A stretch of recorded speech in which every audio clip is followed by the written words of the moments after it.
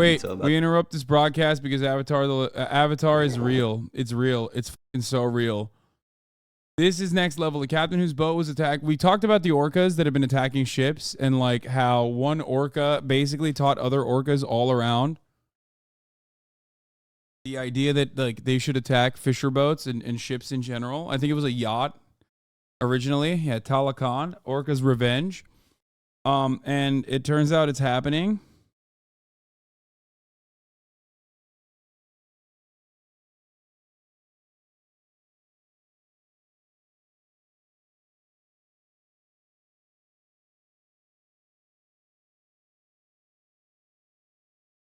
Obviously we're Team Orca here. Orcas rise up. I don't like fucking around in the water anyway. So this is very easy for me, okay? It's incredibly easy for me to avoid these motherfuckers because I don't want to be in the water to begin with. So here we are. Orcas are fighting, and they're fighting back, and they're fighting big. This captain whose boat was attacked by the orcas off the coast of Spain got footage of them going directly for the ship's rudders.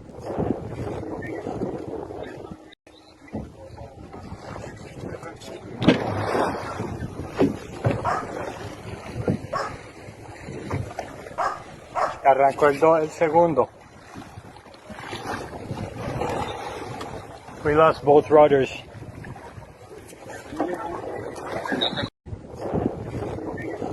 Even the orcas are protesting.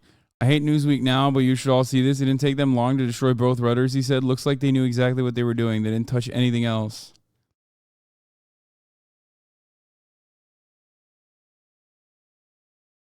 For those of you who don't know, orcas notoriously have never killed a human deliberately outside of captivity. Okay? And it seems as though they are now rising up. In Spain, this orca and their leader Gladys has become a meme and icon for the left. I know. Chapo covered it as well. I covered it on the stream as well. Avatar is literally real. The organization treaty has been broken. War has begun. Ironic because, like, we have orcas memes in this community. We've memed about orcas a lot in this community. Like, a lot. And how, like, orcas are fucking brilliant and shit like that. You think we're the only species that goes through trends? Think again. Orcas do too. And right now, it's very in to damage boats in Europe. Orcas are highly social animals, and they pick up on... I was an orca skeptic. That's true. And now I have changed. I have learned. I have grown. I have changed. I no longer maintain the positions that I had, where I am a firm believer in orca supremacy, and I think that they're better than humans. Behaviors from each other. They do it for a while, and then it just stops. Like a trend. The most famous trend was in 1987. Some orcas in the Puget Sound started carrying around dead salmon in a way that kind of resembled a hat. 2 other pods started doing it, and then they just stopped after 6 weeks. A year later, some of them tried to bring it back, but it was done. Now, orcas in Europe are damaging the rudders of boats, just trying to rip it off. Some scientists think it might have to do with the propeller, that the orcas like the water pressure coming from it. So when it's off, they get frustrated and attack the boat. That's just a hypothesis. Now we'll have to wait and see when this trend is over. You think we're the only species that goes through trends? The government trying to take our guns. The conspiracy to let the orcas advance on the Eastern Front. We need to keep our guns unless we all want to end up in the camps. It's funny that you say that because, like, I don't think that you'd be able to do shit to orcas with, like, regular conventional small arms. You know what I mean? You'd have to fucking... You'd have to shoot them a lot.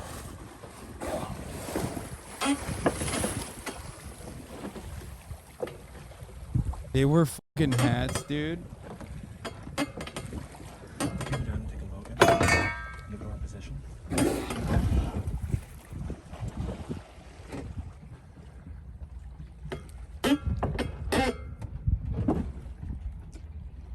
Oh, for the record, orcas are also incredibly devious and incredibly evil. For those of you who do not know, they are fucking monsters, okay? They toy with their food notoriously. They, like, oftentimes will hunt to just maim. not to eat.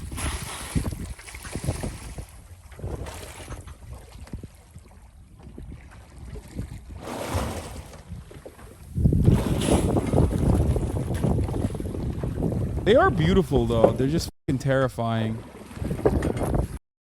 I don't feel the same way about orcas as I do about hippos. Like, I love hippos.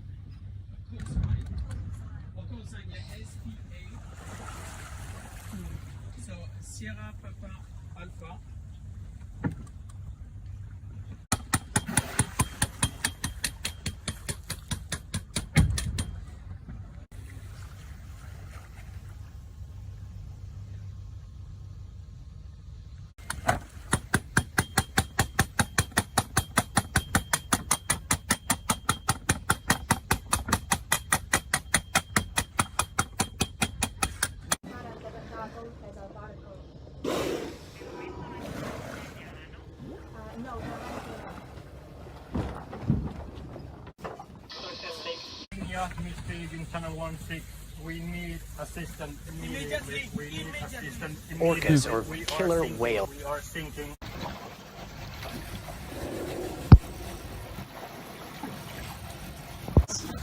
I sent the video out from our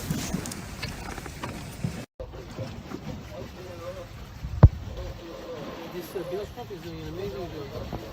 This electric one that I got like just in case.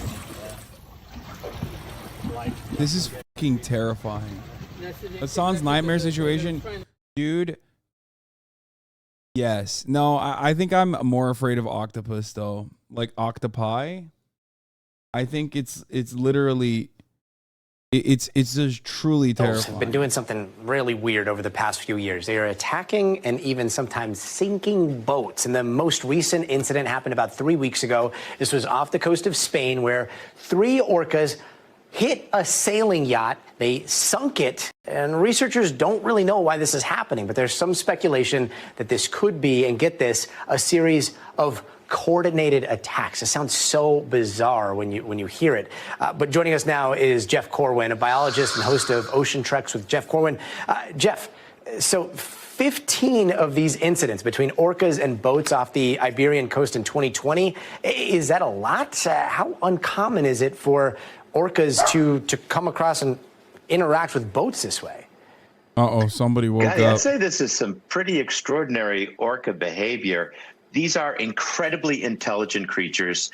They learn, they adapt, they discover, and they change their behaviors. They also have all the emotions that human beings would have. They have joy, they have fear, they have malevolence. They're incredibly complex social creatures. And in this case, Gotti, is what we're seeing is a very novel learned behavior. But the question is, why are they attacking these ships, these sailing vessels?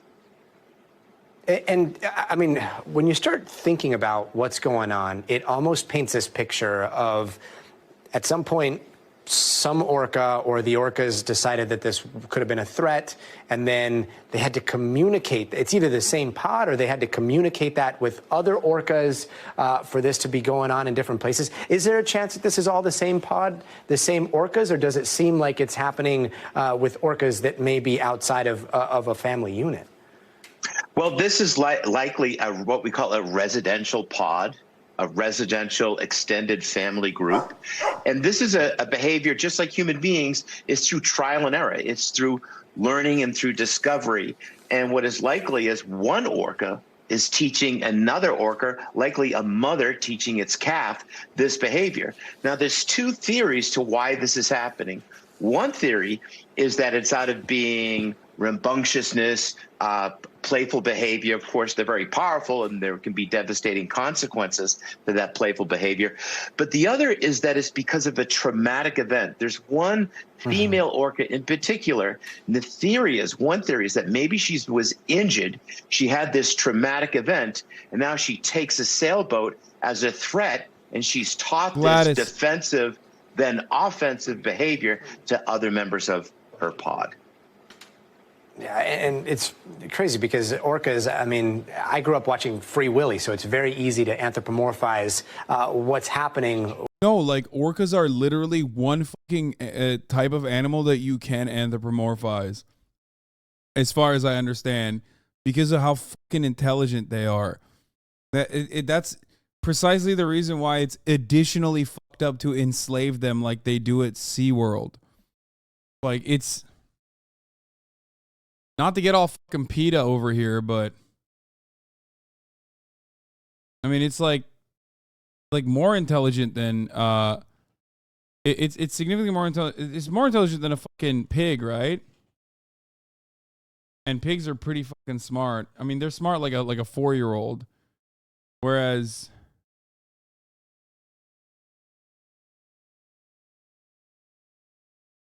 orcas, I think, are like an adult. With a whale in the ocean and their interaction with humans. You are such an incredible resource when it comes to whales. I know that there's some video that you have of a North Atlantic right whale. If we could play that, we'd love to see what we're looking at here.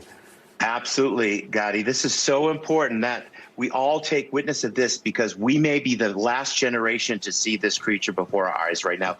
This is the North Atlantic right whale. This is footage from IFA, the International Fund for Animal Welfare. They're on the front lines with the team of folks trying to save these whales. Right now, Gotti, we only have about 340 surviving right whales.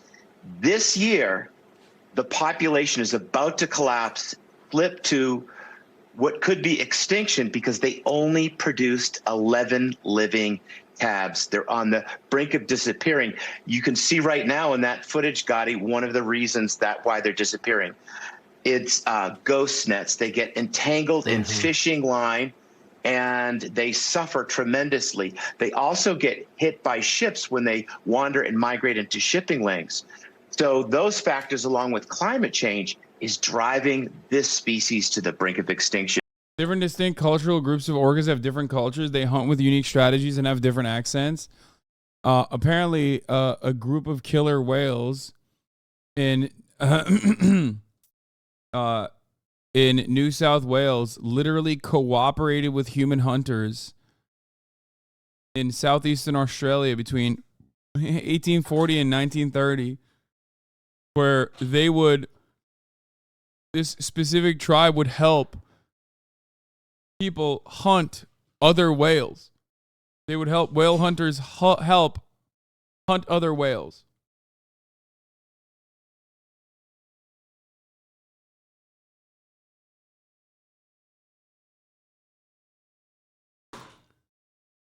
Fucking terrifying.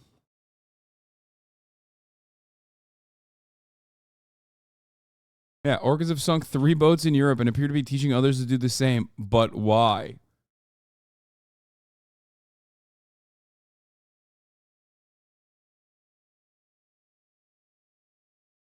And we may lose it within our lifetimes. 11 offspring for possibly the entire species. That is a terrifying thought. Thank you so much for bringing us.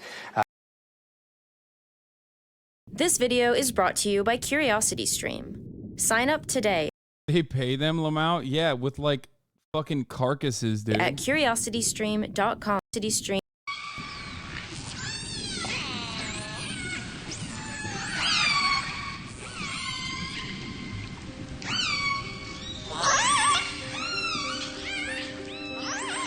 In every ocean in the world, from coastal shorelines to the tropics to the poles, to the endless deep expanses, live the most widespread creature in the world after humans. Through the centuries, it's been given many names: blackfish, grampus, whale killer. And while the seas are full of creatures vying for their place on the food chain, the orca is unequivocally on top. Their Latin name, Orcinus orca, is derived from the name Orcus, god of the underworld and champion of death, an apt reference to their fierce hunting reputation. They are the ultimate apex predator of the ocean, hunting everything from fish to seals and sea lions to humpback whales and even great white sharks. And it's not just what they hunt, but how they do it that sets them apart from every other animal. In the case of great white sharks, orcas will chase them down in packs and ram into their sides. The blow stuns the shark, allowing the orca to flip the great white over and hold it upside down, which paralyzes and drowns it. And the orcas don't simply eat the shark either. They carefully extract and consume just the livers, with an almost surgical precision. Great whites are so terrified of orcas that if a shark escapes an encounter with an orca, the shark will immediately flee their hunting ground and stay away for up to a year. Packs of Antarctic orcas use the cunning tactic of working together to make waves to wash seals off floating ice. Other groups. This is a real, by the way. Chatter signed up Hasan for adoption on OK Buddy. I adopted an orca. Wait, recently?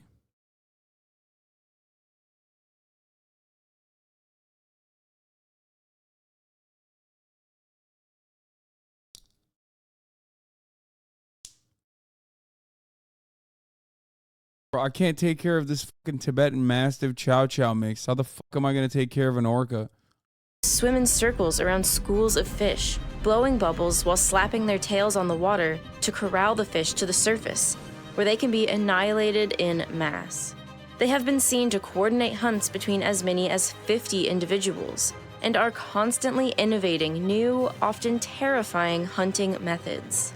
Hunting strategies like this have entranced scientists for years because of their apparent military precision. How are orcas able to communicate and coordinate such complicated concepts? How do they come up with so many new ideas and implement them so effectively? While many of these answers are still being uncovered, research is starting to get inside the minds of orcas, revealing just how powerful the orca collective can be.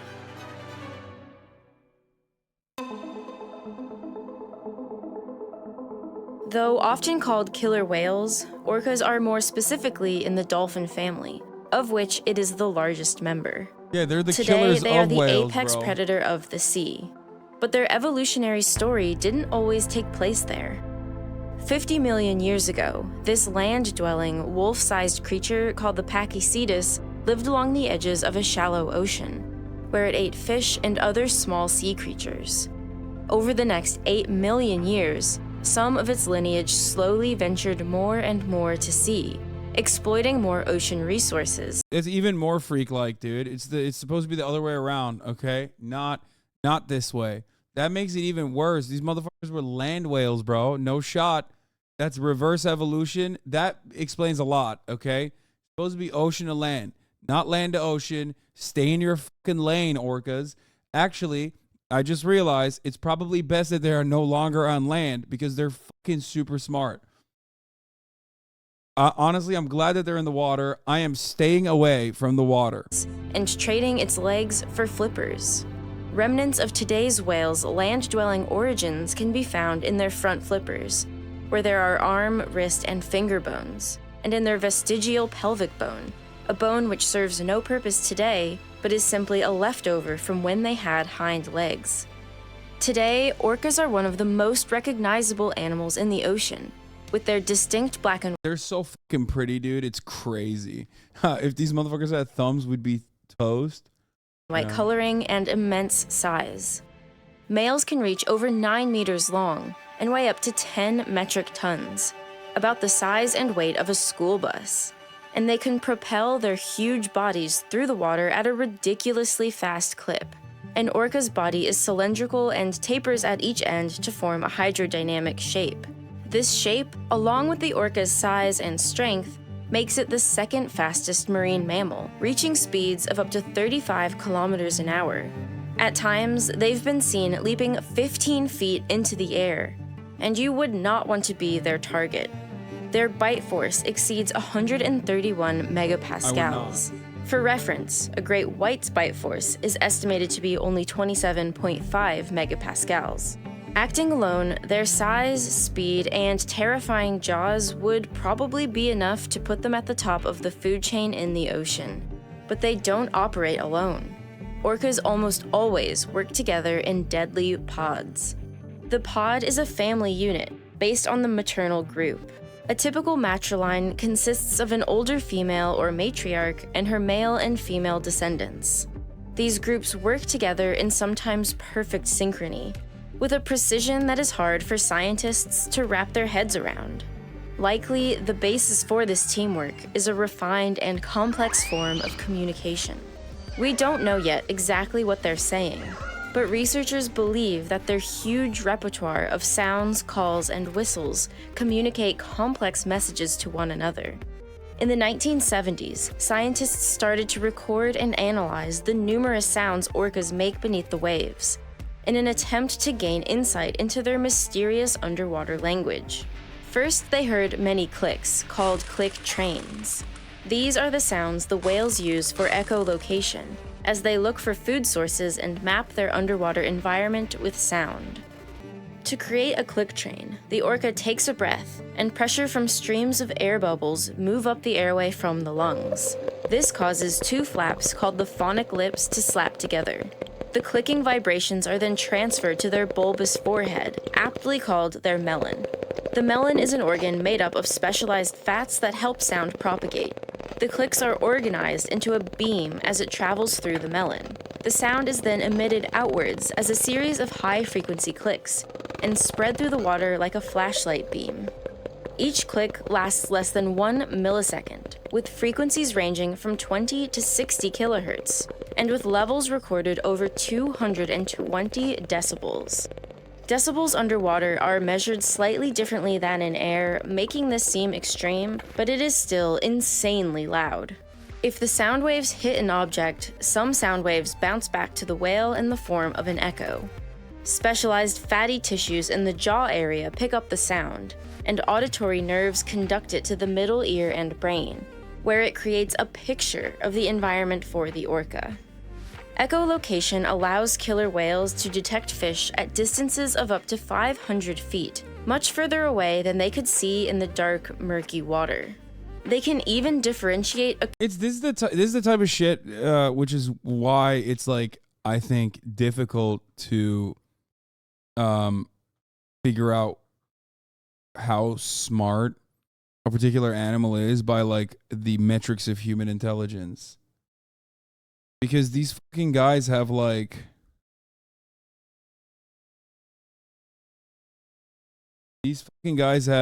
so much more. Like they have so much more skill. Like they have shit that we would consider superpowers. Nesua, HasanAbi crying. Oh yeah, I heard you died, brother. You need me to fucking grind you?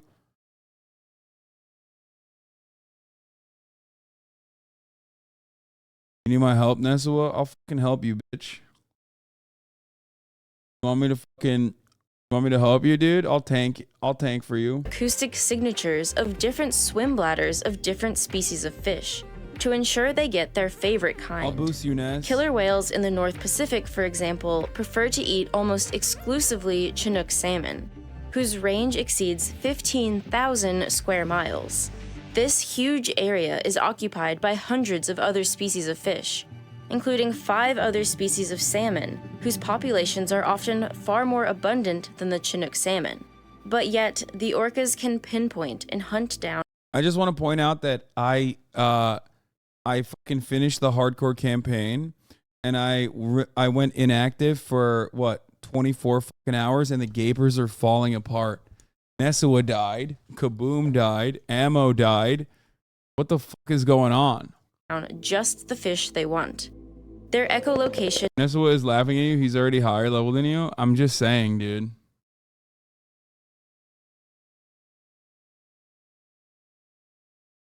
And this is calling me. What the fuck?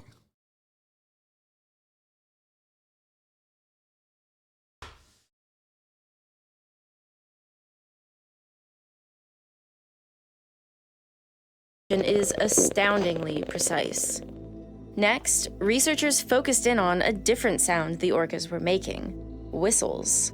Whistles are high-pitched, show a high degree of directionality, and are highly modulated, and as a result, they don't carry far underwater.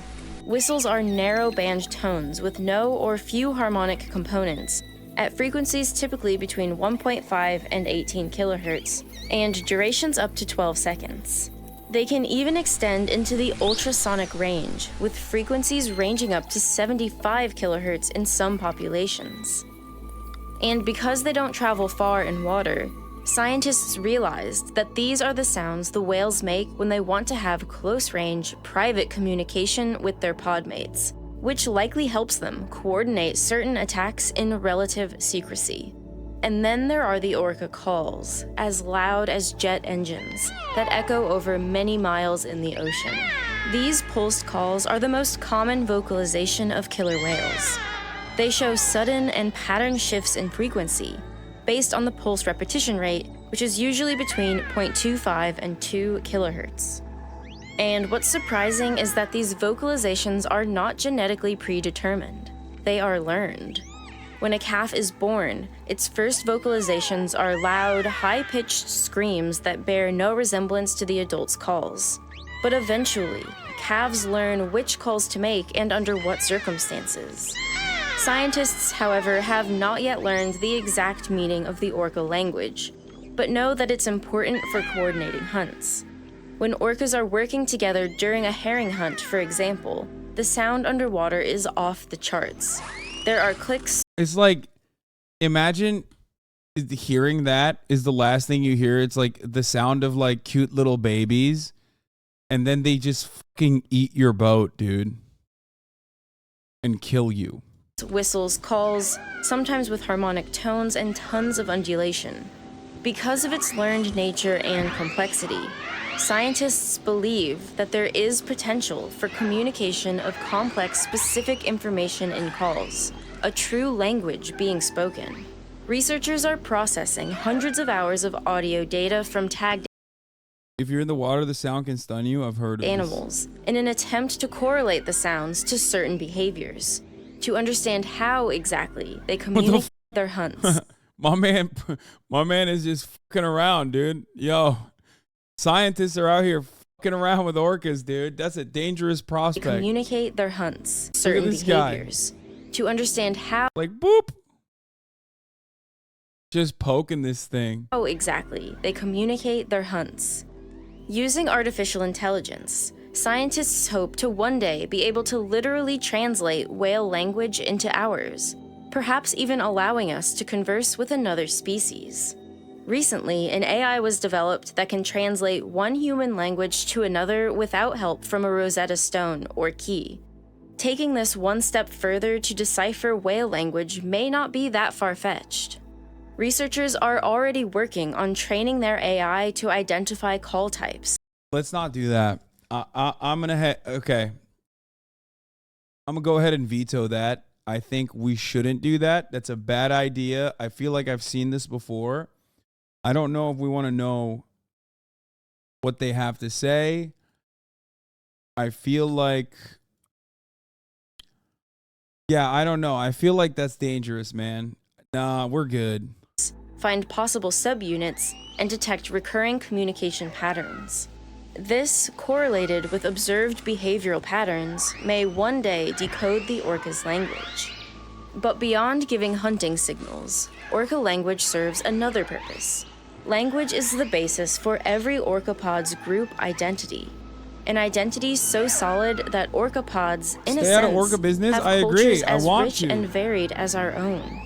And it is this culture, this group identity, that sets them apart as the most effective predators in the ocean. Though many pods of orca often live in close proximity to each other, they can lead wildly different lives. A type of pod called resident pods live in relatively predictable locations, largely around coastlines, such as the well-studied northern and southern residents off the coast of British Columbia. These are the most common types of orca, and many pods of resident orcas can live near each other, not exactly living and working together, but on occasion interacting. These pods typically have an average of 14 members, but up to as many as 50, and they typically hunt fish. But then there's another type of orca, called transient orcas, that are far more rare. These elusive and mysterious whales occur sporadically in unpredictable locations, often staying submerged for much longer than residents, hugging the shore but staying out of sight. These renegade orcas travel huge distances over their lives, with some pods of transients known to travel between Alaska and California. Transient pods are much smaller, averaging around 3 members, and they typically hunt marine mammals like sea lions.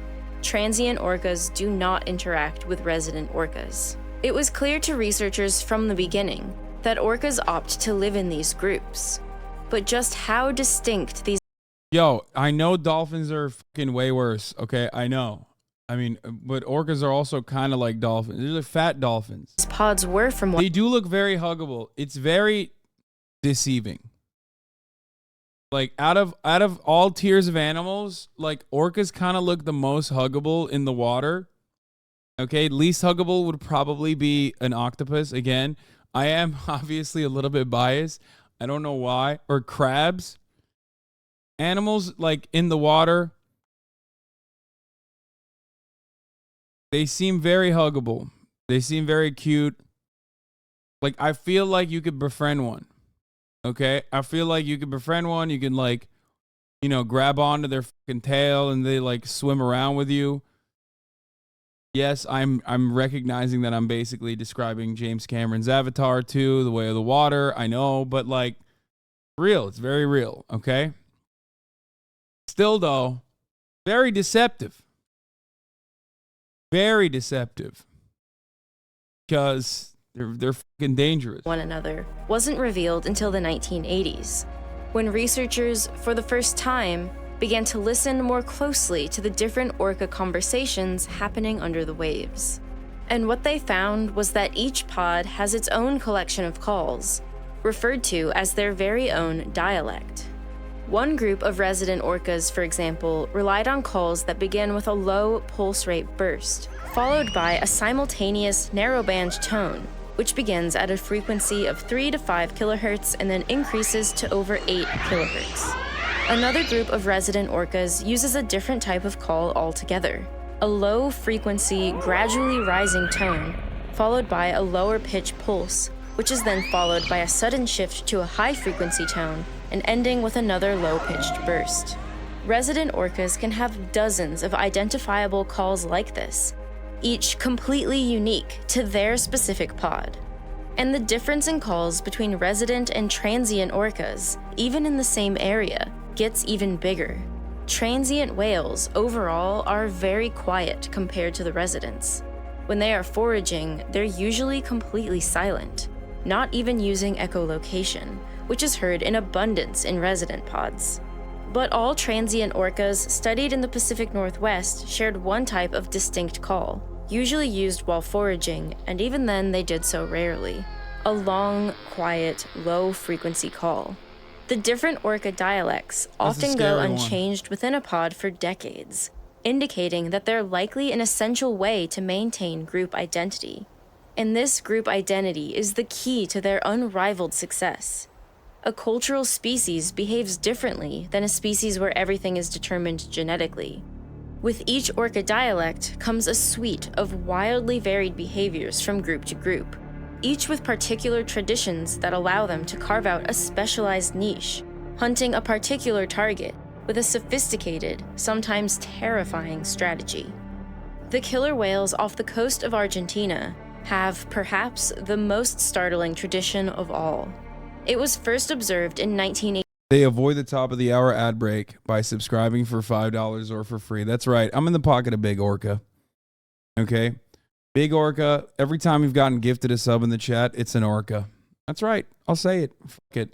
Yes, for a very long time, orcas have been able to communicate, and they watch Twitch, and they watch me. They don't want you to see the top of the hour ad break. There it is. Okay? Here's a 3-minute ad break now, by the way. 85. Samantha, thank you for the 5 scientists subs. could almost not believe what they were seeing. When the tide is high and the sea is calm, the orcas snag sea lions directly from the shore by intentionally beaching themselves. Like a terrifying tsunami, the orca surfs on an advancing wave until it's close enough to grab the unsuspecting sea lion. Yes, I've been actually able to communicate with them back.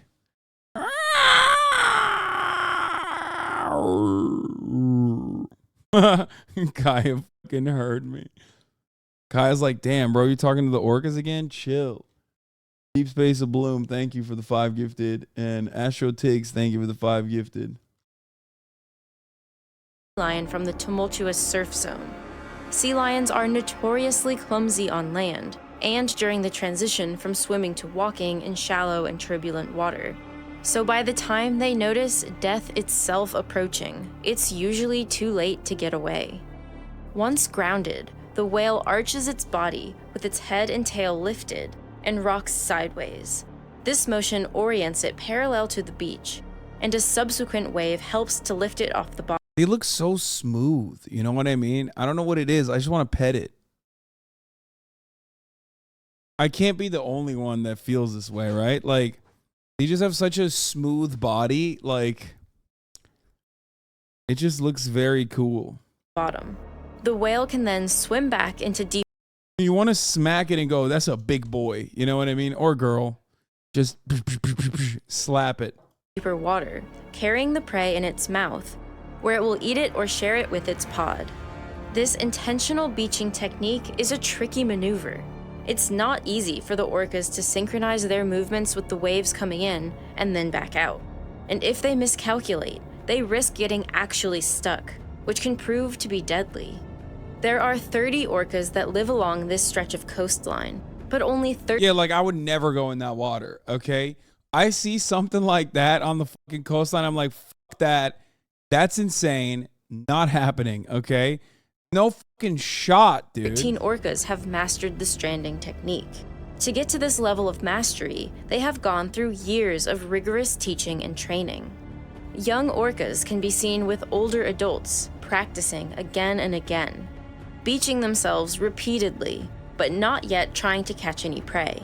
Sometimes the older orca introduces a prop, like seaweed, to enrich the training. It's always females who teach the young orcas, crazy. And they do so with remarkable care and patience. Some young whales never make it through the training. The feeling of going aground and the feeling of their entire body weight out of the water freaks them out enough to never try again. Only a few ever get the hang of it. The young orca's first attempt to catch live seals might not happen for years. And when it does, they still need the assistance of an adult to return to the water with their prey. This shows that learning hunting techniques needs a high degree of skill and requires high parental investment to reduce the associated risk. And though difficult, time-consuming, and dangerous, social transfer of skills like this through apprenticeship is one of the key reasons orcas are so highly adaptable, and thus such formidable predators throughout the entire world. The culture in groups of orcas is so profound that scientists even believe that orcas are the only non-human organism whose evolution is driven by it. Just as some humans have evolved to tolerate lactose, for example, as cow milk became increasingly introduced to our diets, orcas too are evolving due to their choices and traditions. Transient orcas are even so distinct from resident orcas that scientists believe it's a matter of time until they become their own species. Not because geography separated them, but because culture did. But there's one more key ingredient, without which none of the orca's complex culture would be possible: the orca's giant brain and incredible intelligence. Orcas have the second biggest brain in the animal kingdom after sperm whales. It weighs in at a whopping 5.4 to 6.8 kilograms. But exactly how brain size translates to intelligence is not straightforward. Scientists have found that while absolute size is important, its size relative to the body is more so. The larger the brain is relative to the body, the more brain weight might be available for more complex cognitive tasks. One measure, called the encephalization quotient, or EQ, tries to measure this ratio and is used to convey how small or large a species' brain is compared to other species with a similar body size. And orcas are near the top of the list. Humans have the largest, with an EQ of about 7. Bottlenose dolphins are next, with an EQ of around 4. And next are the orcas at about 2.5. But beyond this impressive brain-to-body ratio, compared to other mammalian brains, the orca brain is, in many respects, highly unusual, because it has extremely pronounced wrinkling and folding in the cerebral cortex. Damn, the average brain of a fucking 9-month HasanAbi head is like so smooth, as smooth as an orca's skin. Okay. Meanwhile, orca's brains very wrinkly. Okay, very wrinkly. This wrinkling is called gyrification. Gyrification increases the amount of total cortical nerve tissue that processes information, making brains with more wrinkles and folds able to handle more data and process it faster. Cetaceans, the toothed whales and dolphins, have significantly higher gyrification compared to land mammals. The gyroencephaly index for humans is 2.2. For bottlenose dolphins, it's 5.6. And for orcas, it's 5.7, the most gyrified brain in the world. Yet perhaps the most fascinating structure in an orca's brain is its extremely developed insular cortex. The insula is involved in consciousness and the regulation of emotions, like compassion, empathy, interpersonal experience, and self-awareness. This means the orca may be emotionally intelligent in the same way we are, aware of the feelings of others, and aware of its own existence. And this may be the ultimate measure of consciousness in the animal kingdom. In 2001, researchers put orcas to the test, a test to gauge if orcas do indeed have a sense of self, by determining whether they can recognize their own reflection in a mirror as an image of itself. This was done surreptitiously by marking the black part of its rostrum with white ointment and the white part with a dark green ointment, and observing whether the animal reacts in a manner consistent with it being aware that the dye is located on its own body.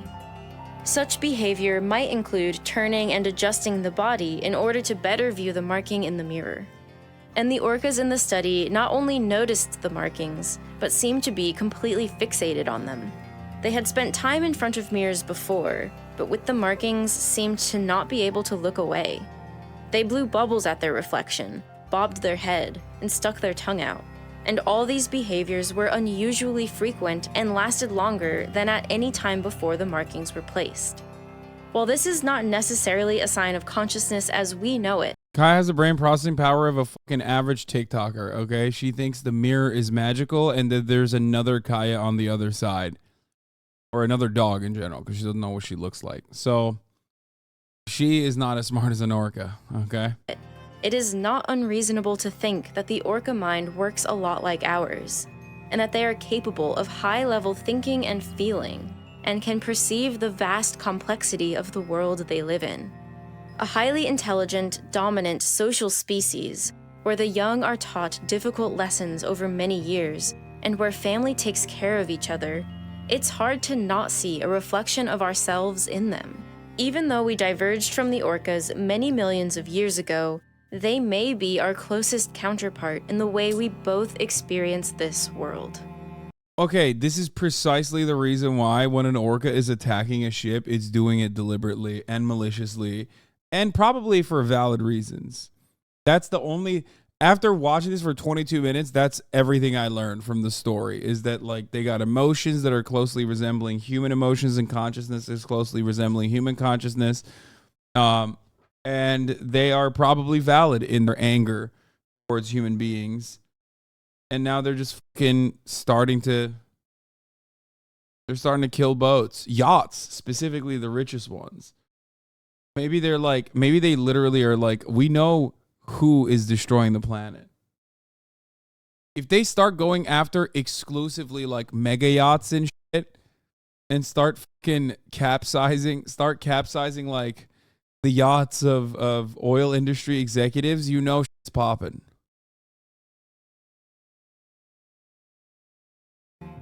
The more we observe the orca world, the more the incredible complexity of their lives becomes clear to us. And at every turn, researchers seem to be discovering an orca behavior even more mind-blowing than the last. Recently, another orca behavior started to be revealed, and was also caught on film. Orcas are notorious for working together with other orcas. But now they've been caught on camera not just working with their own pods, but with a completely different species, the humpback whale. What is sometimes their prey, humpback whales are now acting as their partner in some areas, as they help each other in hunting shoals of herring. It's a behavior that has to be seen to be believed. And to see it in action, you should watch the Orcas vs. Humpback episode of Sea Hunters on CuriosityStream. This is a brand new 6-part series that covers unexpected survival techniques of the ocean's predators, with some of the most groundbreaking footage of these behaviors that's ever been captured. Other episodes include the unexpected conflict between sea lions and hyenas, and the cooperation between dolphins and gannets, and detailed coverage of the orca stranding method as they snatch sea lions from the shore. This is one of many incredible series on CuriosityStream. Alone, CuriosityStream is a fantastic educational streaming platform. But now, CuriosityStream has partnered with us to offer an even better package. By signing up to CuriosityStream, you now also get a subscription to Nebula. Nebula is a streaming platform made by me and several other educational YouTube content creators. It's a place where we can... Why doesn't Hasan do ads like this? Because I'm fucking fake, dude. Oh, she's pressing buttons. Calm down. No! Anyway, guys. Love you all, and I will see you tomorrow. Bye.